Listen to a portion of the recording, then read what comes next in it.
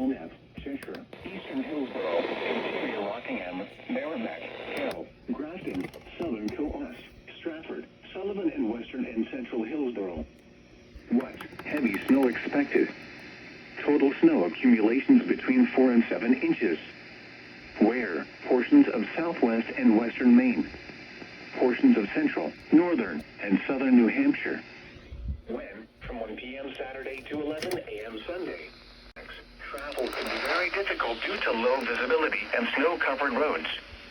If you must travel, keep an extra flashlight, food, and water in your vehicle in case of an emergency. The latest road conditions for the state you are calling from can be obtained by calling 511.